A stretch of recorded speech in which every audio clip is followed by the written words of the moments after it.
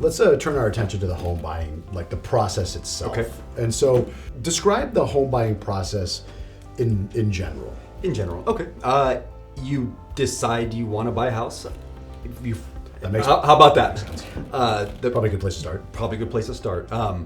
You know what people do often is they kind of start in reverse. They start perusing open houses. And have you ever seen one of those, these flipper shows, and they walk into the house that's $2 million? That was our pandemic go-to fixer upper. And so they walk into the $2 million house and realize they can only afford 1/3 of that. Yeah. Don't walk in open houses. That's the thing. You really should get a referral for a lender, from a friend, somebody who comes reputable. You want to talk to the lender. They're really going to be able to break down the cost of ownership. You're going to be able to understand it. You're going to actually see, because there is a difference between being able to, how much can you afford and how much should you afford. Oh, because man. There's a big difference. Totally. There's a big difference. I mean, everybody's situation is different, and for planning for your future, and for if you're going to have children and you have college and you have obligations, right. Just because a lender says you can afford a certain amount doesn't mean you should spend that much. So I think the most important thing is getting with the lender early on.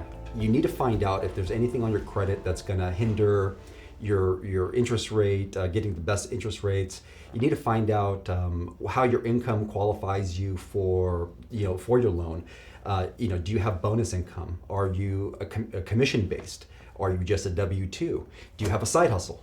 Is that, how is that all this income gonna? Are you reporting the side hustle? Are you reporting the side hustle? That's the big thing too. Yeah. But actually, though, talking to some mortgage professionals, I've seen where they'll do what I've heard of referred to as bank account loans, where essentially they're looking at your bank account, transactions in and out, and that sort of thing. And that's actually a very important loan program for people who are business owners or sole proprietors of a business, and they have a business account.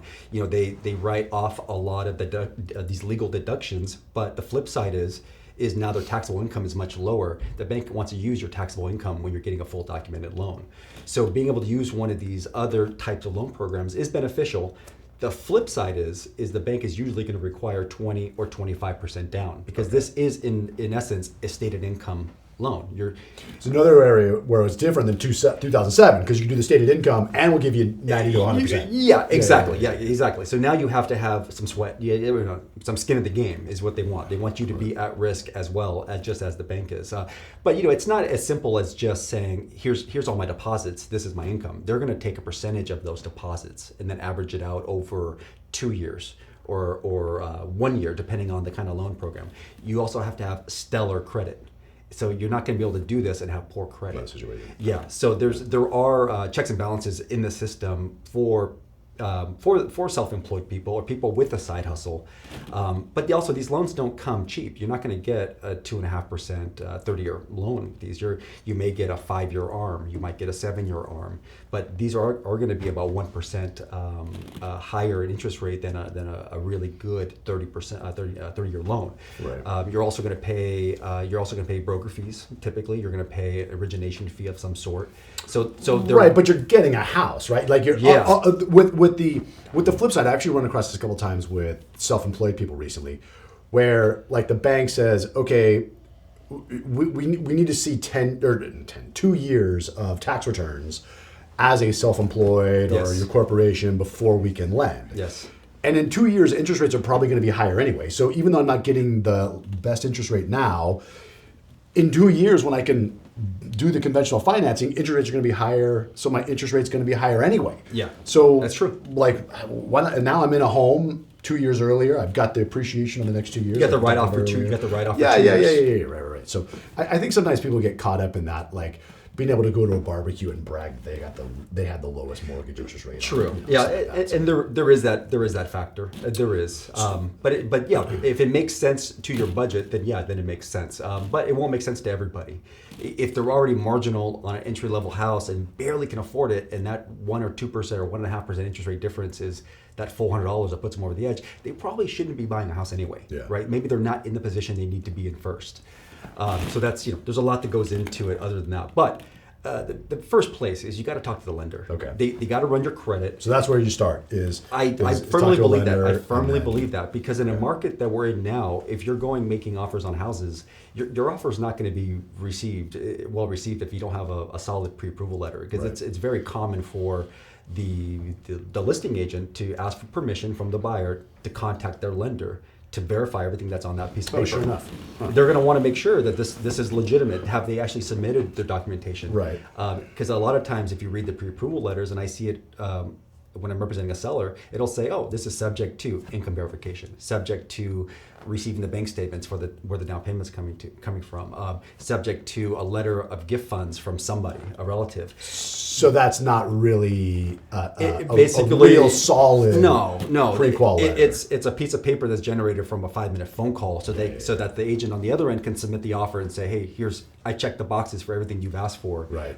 But there's no substance behind it. So a real full underwriting to establish a little bit more. You want to go as far into the lending process that you can possibly go without the house. Oh, first. Sure enough. Okay. You want, and some lenders will do a full underwriting. Some lenders will do partial underwriting. Whatever you can, as far as you can go into it, I would recommend going into it. Okay. You want to be prepared. So the pre-qualification letter is important.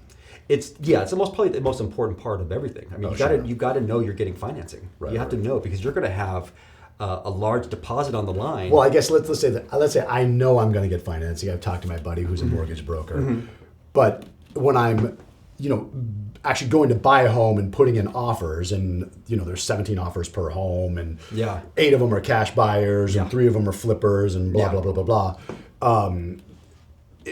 I need it for that. It sounds like is what you're saying. You need it. You're going to need it because they're really they're picking one offer out of many to negotiate with, or a handful of offers, right? So you want to make sure that you really covered all your bases, because if they call your lender and they say, oh yeah, I talked to him for 5 minutes, it's not going to give anybody any confidence you're going to be able to get that loan.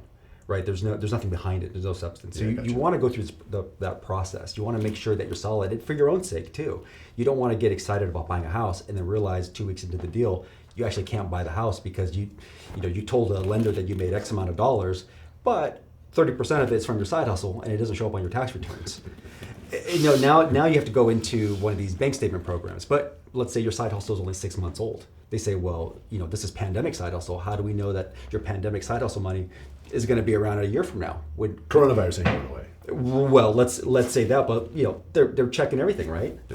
So there's a lot to it, and so you really got to start there. Once you're comfortable with your payment, then you pretty much have a blank check. That's when you're connected. Typically, the lender will know somebody who's a good realtor. You'll have a friend who's bought a house before that's comfortable with their realtor. You want to get a referral, if you can. The real estate business profession itself, it's a people business. So if somebody had a good experience with their realtor, they're going to tell everybody about it. And you want to work with somebody like that. Also important is, just because somebody had a good experience with one realtor, but they're in one particular area, doesn't mean that they're going to be successful in helping you buy a house in your area. Because it is a very tight market. Agents know each other. Agents are people just like everybody else, and we like to work with people we know.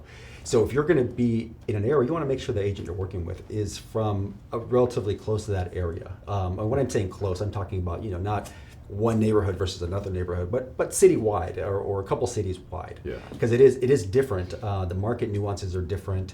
A lot of the city regulations and county regulations are different county to county, and these things all make a factor in what the value of a house is. And so you don't want to be making these offers on a house that's inconsistent with that area, because you might overpay when you realize, oh, I have to retrofit this house. I didn't know that. Well, I know that if you remember back to our transaction, I don't know that we get the home if you hadn't already done some business with the selling agent. Correct. And yeah. were able to talk to them. Correct. Because we weren't the highest offer. We weren't even the second highest offer. Correct. And relationships matter, and they really matter. And this, the biggest thing with the sale is us agents. Yeah, the price is great and our commission is great. We want to make sure it closes. Commission is really great. Commissions are great, but we want to make sure it closes, and that's the biggest thing. Yeah, sure, because nobody gets getting paid until it's closed, right? But if you're selling a house, if you're the agent representing the seller, if you accept an offer and that doesn't close, that puts you in a really bad position with any subsequent buyer. So this is why it's so important. Because what happens? Why did it fall escrow? And we say, oh, the buyer's financing. They go, well, no, maybe the roof was leaking, or maybe the seller is a jerk, or maybe there's something wrong with the house. That's the first thing that goes through a buyer's mind. What's wrong with the house? Why didn't it close? And it could be something as simple as the buyer had 10 offers out and they got 2 accepted and they picked something else. Right. But nobody wants to believe that. They want to believe the worst. So buyer selection, that comes down to it. So knowing agents and relationships, that's a big factor in the business. So along those lines, where in the process should somebody seek out an agent? Probably early, a little bit after they do the lending side. If they have a good referral for a realtor from a friend or family or somebody that they know, a coworker, if they reach out to them first, that realtor is going to say, hey, I got a good lender. Talk to this guy or this woman. And then one is going to refer to the other. And so that's very common. So they can, if they have a realtor referral, go there first. And then they'll refer you to the lending partner. And if you're comfortable with both, work with both. Beyond just the house itself, what are some other things that people should location take a look at? Yeah, location's the biggest one, and everybody says it, but it really is the most important thing. You can change just about every aspect of a house. Right. You can't change where it is. Even with condos, you can make them sometimes bigger. If you have a patio, I've seen it happen before, but it's always location. So you want to know if people are moving in, are they moving out? What's the long-term appreciation rates of an area? Because even though appreciation might be consistent on a national level, on the micro level, it could vary a lot. Even street to street, you could have a house be 30% more expensive as it crosses the street in the same city. And it often comes down to what school is zoned for. So there are nuances to it. So I think the location is absolutely key. I know in our city stuff changes pretty quickly as you go because we're so small. From street to street. Yes. Right. Yep. How long should people expect the process to take? I think if they start a good 3 months out, and this is to, if they don't have their taxes prepared, sometimes they have to get their taxes done for the lender to give them a loan because they're going to want 2 years of taxes. And if you're close to it or on an extension, they may want you to file them. So depending on where you're at with that, maybe that takes you 1 or 2 or 3 months. But as far as the home buying process itself, most escrows are 30 to 60 days. And the actual shopping period, it could vary. You could fall in love with the very first house and actually be lucky enough to get it. And it could be a very short period. But realistically, you're going to see a dozen, 2 dozen, 3 dozen, depending on the market and how many homes are available. Now it takes longer because there's less homes available to even see, and the competition is high. So it may take you 2 or 3 tries to actually get a house, and it may take a little longer to find a house you like during that period. Got it. So 3 months, 4 months, 6 months, it would be common in a market like this. Not unheard of. Not unheard of. I remember when we were going through the process, you were super patient with us because I could find a reason to not buy pretty much any home we were looking at, right? All kinds of stupid shit. Every house has something wrong with it. Yeah. So because I was just afraid of writing a check for that large of a check, that's what right? it comes down to. Yeah. So and you would encourage us to actually. I remember it was a home we really liked, and you're like, all right, let's go put in an offer, and it was almost like that sort of got us off the sidelines, like really got us into the game, and then we just started shooting offers around and everything. Yeah. But I think I want to say we wrote probably like 6 or 7 offers before we finally got to the house. Is that something that you're seeing today still, like people having to do 6 or... Because that was kind of frustrating, It is. Particularly for first-time home buyers. Like you're all excited about, we're going to get a home and all this kind of stuff. It's a big decision. Get into it. Yeah. Oh, God. It is a grind, and it is the same type of grind that it was when you bought your house a while back, but for different reasons. When you bought your house, every month the houses were cheaper. It was a down market, so every month it's like, oh man, I overpaid, right? So every month you kept saying better deals. So you're hesitant, or you're making offers and you're not getting it because you think you're trying to predict the price of the house 2 months from now. So you're making an offer based on what you think it's going to be worth 2 months from now. Right. So it's difficult. So there's always somebody that might be willing to pay more than you. Now it's the flip side. Everybody's buying a house predicting what the price is going to be 6 months from now. So that's how you have all this overbidding. So there's always somebody who might bid it higher than you. So it's the same grind. It's just a different reason. Just different. All right. So I generally try to live my life by 3 rules. One is I don't get behind someone with a Cape Rock sticker on the back of their car.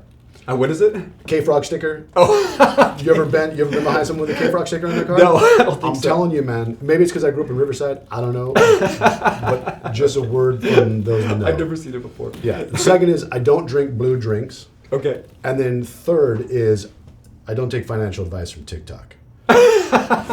So what are there general rules like that for the home buying process that people should keep in mind as they're sort of going Don't overextend yourself. I think that's the common thread. What I tell people. Yeah, man, you keep coming back to that, right? So, Don't overextend yourself. Yeah. I see there is in a market like this, which is very dynamic. There is this propensity to buy more because it's going to be worth more in theory, right? If you buy a $500,000 house and it goes up 6%, well, why don't I buy $1 million house and have it go up 6%? Well, yeah, in theory that's great, but in the actual paying for this house is what you're going to have to do, and you could be in that house much longer than you expected. Yeah. When recession hit, there was a lot of people that were planning on retiring that weren't able to retire. A lot of people that wanted to, that were in small condos, then had families and they wanted to buy something bigger. They couldn't sell their condo for what they needed to buy something bigger. Oh yeah, that was terrible. So there is a lot of so I tell people is don't bite off more than you can chew because you might be in that house for a while. So this is a good time now. Why don't we turn to the transaction itself? Right? Okay. So we're either buying a home or selling a home. Something you touched on earlier is a challenge that I see from a lot of people, and that's the down payment. Right? Yes. And particularly not being able with lending products now requiring a Yes. bit more of a down payment, et cetera. So if here in Southern California and prices are what they are, it's real. That's like what particularly younger people are struggling with. Right. That's first time home buyers. So what are some things that you've seen people do to sort of cobble together that down payment to maybe make them more competitive against that all cash offer or what have you? The biggest trend, and I know it's not available to everybody, is getting a gift or a loan from parents or from family of some sort. So how are you seeing people do that? The parents, if the houses are going up, at a drastic rate of appreciation, the parents are able to get lines of credit against their house. Okay. And so in essence, it's early inheritance is how it's really being looked at. These kids are going to inherit this house at some point in the future. The parents are saying, hey, these house values are so high that my children can't save enough money at a rate that's faster than these homes are appreciating. Yeah, the appreciation. So you can't save, you can't keep up with the savings rate. Right, so right. So they're giving these gifts at down payments. It's very normal for these buyers to have really high incomes but just low down payments. So they can afford to make the payment on this equity line of credit that the parents are getting. So they're paying for it in a lot of ways. That's the main way that I'm seeing it. Other way I'm seeing it is if you have siblings, they're buying houses together and they're cohabitating.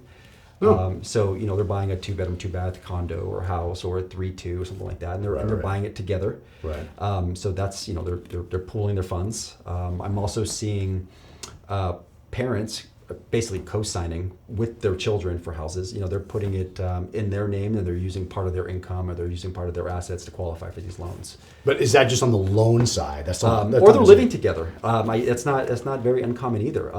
I'm seeing parents downsize from a 2-story house because they know they're going to need to be in a 1 level at some point in the future, in the near future. Right. And so they're buying a house that would be suitable for them to spend the rest of their years in. Okay. And then allowing the children or whoever they're going to be living with to take ownership of the property. To move into the home they were living in.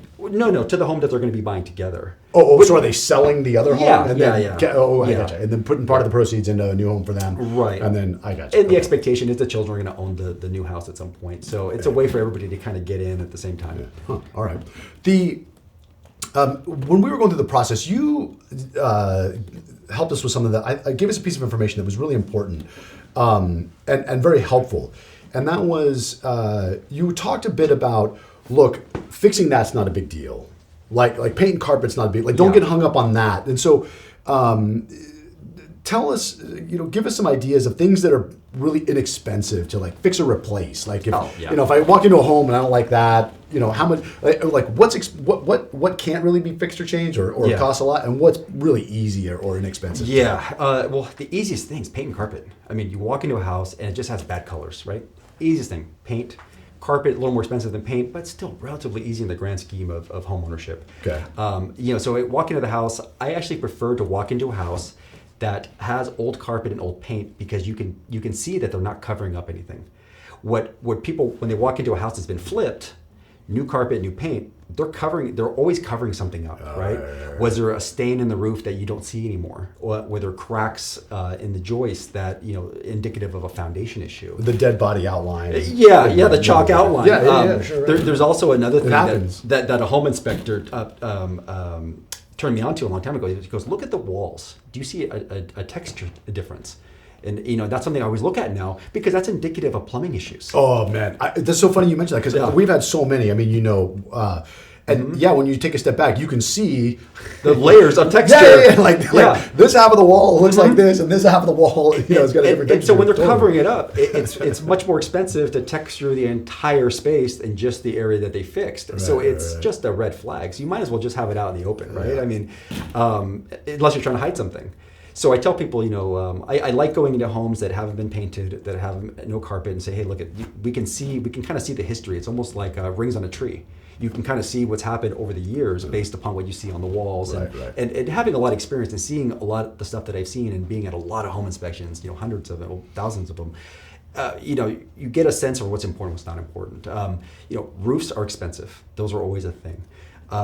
Foundation issues is probably that, and mold are pretty much the kind of the worst things you can run into.